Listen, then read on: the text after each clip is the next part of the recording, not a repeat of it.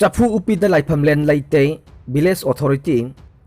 haukiba July 9 gi pause amada andro chafu upi laifam len da laigi thoram pangthok tringai gi mangoina na July 10 faubagi manungda mi asiba phumliba se lokthok piyu haina chakpa andro panaloisang gi maikai dagi phongdok lagliba se Manipur government na mafam duda lai khurumbagi ayaba pibiganu haina sandang senba maring village authority na press ki khuthangda appeal tawrokle chafu upi haiba mafam da laifam len laite aduga hairiba mafam asida andro na paliba Manipur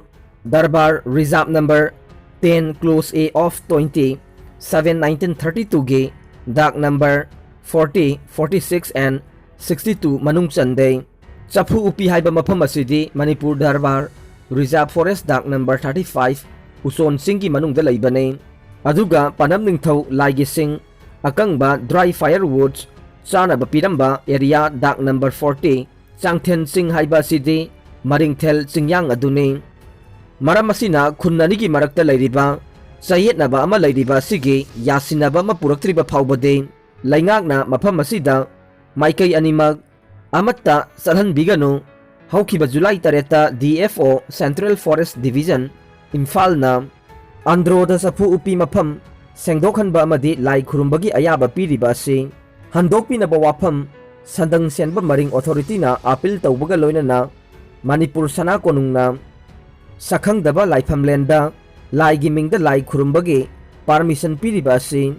khul ani bu khanau chaino haibaga chap manai haina pendaba su phongdorokle karigumbada phataba pamdaba thogdoksing thoglakpa thoklabade madugi apha phata pumnamak Manipur laingakna lawgadabani haire Manipur State COVID-19 gi update ta haukiba pungkun marigi manungda miyoi 4 ka marifuga nipan nauna COVID-19 positive oire miyoi chamri ga marifu humdoina laiset asidagi faduna discharge tawkhre miyoi 8 na laiset asidagi laikhidre laiset asigi active case lising taru ka chamapan nipan ne laiset asidagi laikhidaba apunba masing lising amagachani yankhai ga nipan sukhre Gujarat amadi Haryana da school college hanglagani laukthokre Gujarat amadi Haryana da COVID case hantharaktuna school college sing tha asigi taraga manga amadi taraga taruktagi hanglagani haina sarkar na laukthokre Gujarat class 12 amadi college sing tha asigi taraga manga dagi hangbaga loinana Haryana da class 9 dagi 12 fawbagi school college sing tha asigi taraga tarukta hangnaba warep lokhibani haire WHO gi chief scientist na COVID-19 pandemic asi taptharak panatri haina maram mari pirakle WHO gi chief scientist Soumya Swaminathan na COVID-19 pandemic asi taptharak panatri haina haikhre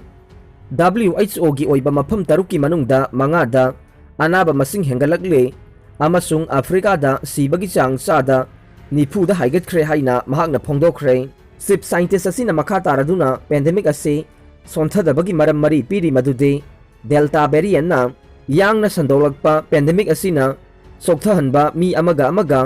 lapnagadaba changi kanglon asigumba ngakthoknaba pambaising komthoknarakpa amasung malemgi oina vaccine kapagi thabak tatappa asini haide Kerala da kangna sandokpa laina ama thengnakhre Zika virus puba kang makhal Aedes mosquito asina Kerala da thengnakibaga loinana COVID-19 pandemic asigi awabagi mathakta hena miyoiba khunaida awaba ama mayokna halle hairiba virus asina aikoi miyoibada yamna khudong thihanba ngamba virus amane hairiba virus makhal asi Flavir Viridi virus family ge manung chanba virus makhal amani haire asigumba kang makhal asina mama oibi mirolibi singda sikhiba thoklabade microcephaly natraga congenital problem sing mayokna handuna angang pokhanba ngamhande adugi su mathakta miyoibagi blood su sathiba mawongda akaiba kaya piduna siba naba yaholi haina thiziloi singna phongdokkhre aroibada tabiriba pumnamakpu thagatsare